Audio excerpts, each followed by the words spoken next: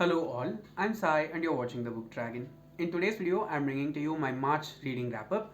I managed reading a total of 12 books in March, but I should say that it was not a great reading month for me. It was nice and okay, but it did not feel like I read a lot, even though I did manage reading a lot of books. I don't know why I feel like that, because when I'm going to talk about each and every one of the books individually, you can see that I have enjoyed most of the things that I read, but the month as a whole just feels a bit dimmed out for me for some reason. I don't know why. I managed reading a total of 7 physical books and 5 audiobooks, but I did not read any ebooks in March. So without any further ado, let's get into the books right away. Starting with the physical books, the first book which I finished reading is The Clothing of Books by Jhumpa Lahiri. This is actually one book which I received and read within the next 2 to 3 hours because I was so excited to read it. And the main reason for that is that I love Jhumpa Lahiri's writing, okay?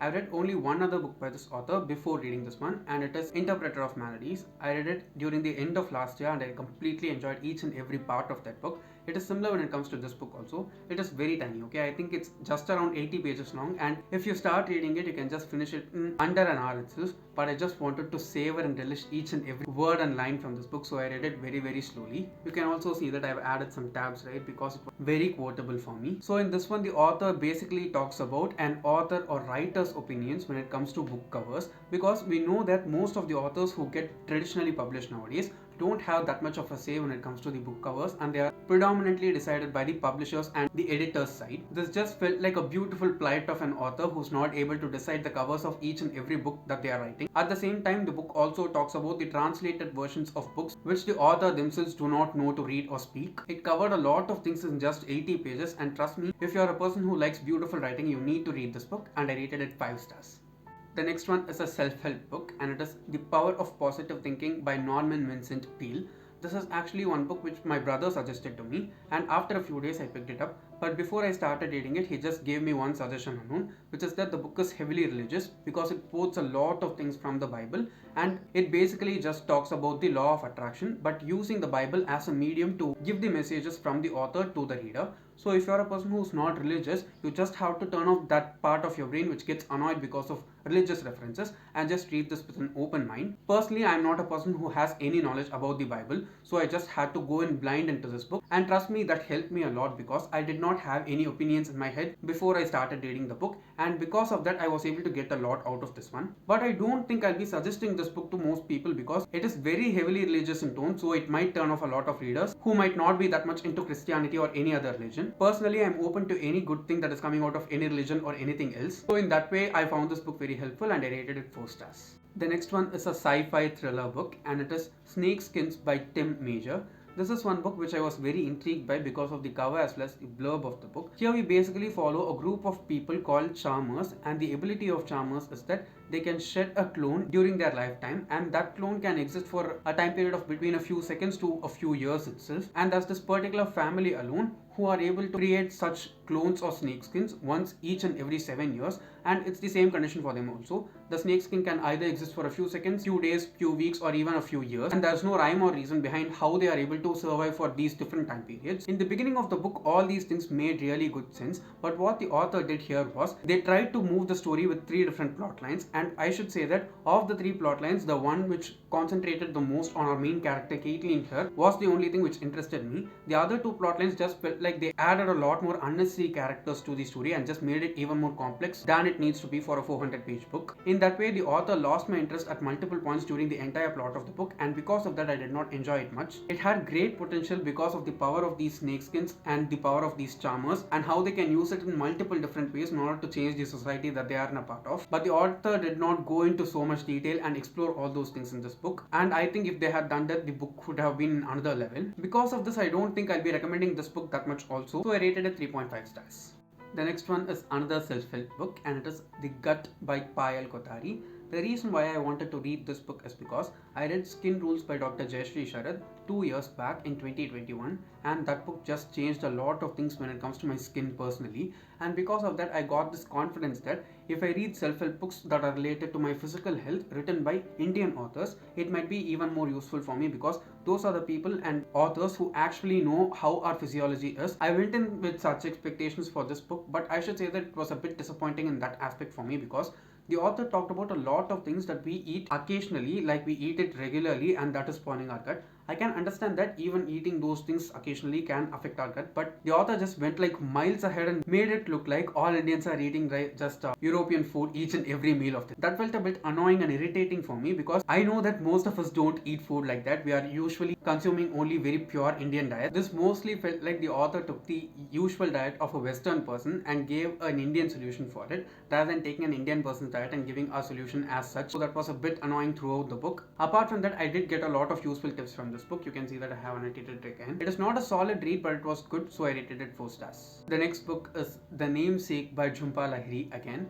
And I should say that I did enjoy reading this book. It was not a great story and I did not like the main character that much, but the writing of the author again in this one was just impeccable. Okay, I don't think I have seen any other person who's writing as beautiful as this author does in each and every one of her books that I've read so far. And again, I have tabbed this one also because it has so many gorgeous and pretty lines.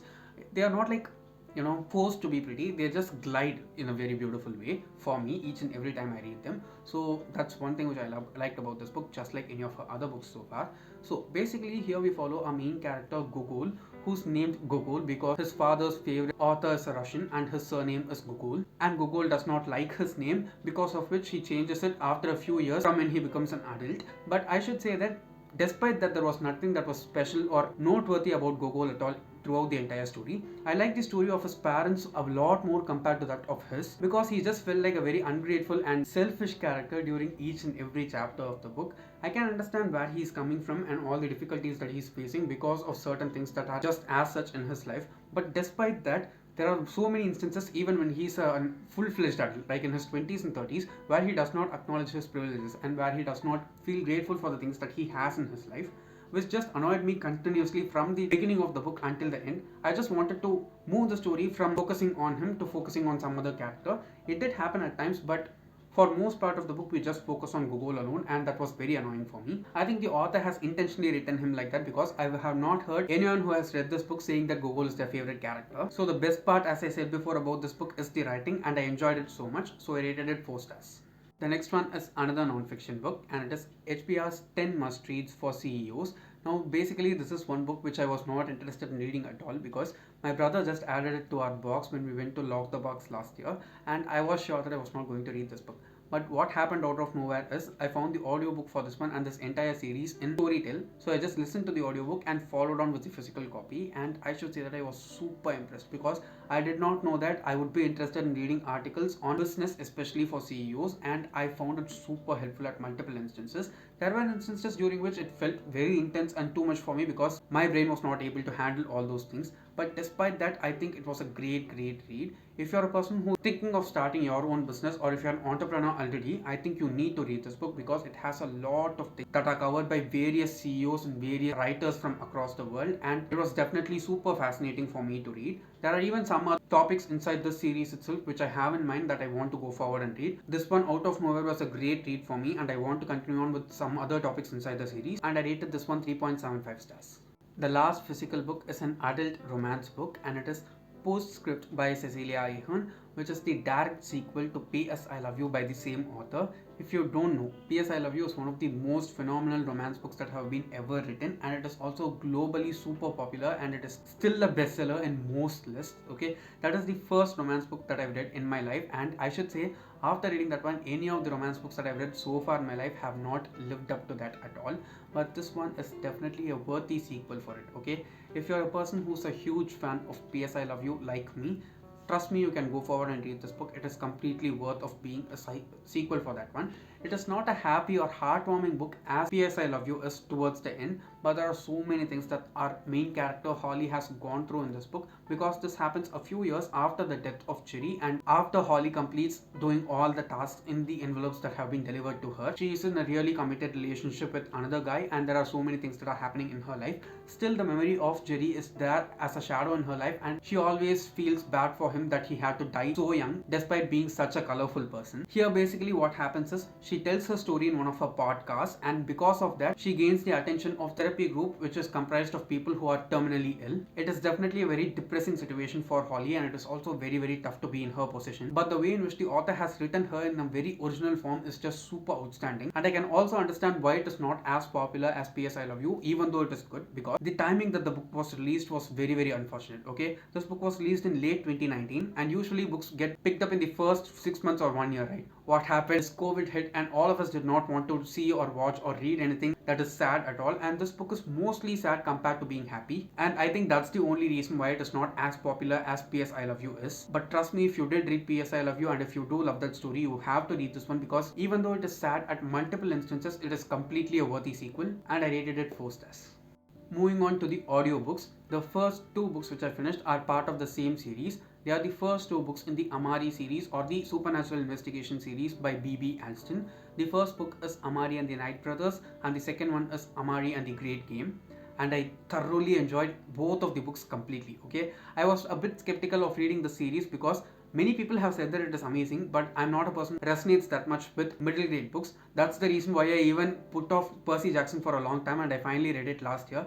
I liked that series itself, but that did not trigger anything in my mind in order to go forward and read another middle grade series in any way. But this was a great pick for me. Okay, I enjoyed reading the 2 books completely, and the audiobooks were great choices because I don't think I would have enjoyed it a lot more if I had read the books physically. If you're a person who's having like second thoughts on reading this series, just go forward and read it. Okay, it's phenomenally well written. The main character, the side characters, the plot, everything about the series is just brilliant. Even the world building, even though it is an urban fantasy series, is really well thought out and deeply done by the author. It is not something that will take a lot of effort for you to understand, but the small intricacies that the author has added here and there throughout the 2 books has just made this world a lot more fleshed out for me, and I'm able to see each and everything that is happening there. I'm definitely sure that I'm going to continue on with this series, and I rated it 4.5 stars. The next audiobook is another non-fiction, and it is Hunger by Roxane Gay. This is one book which just shook me totally. Okay, from the first chapter to the last, the author kept on surprising me with her writing at each and every instant. I want to read a lot more books by Roxane Gay after having read this one, because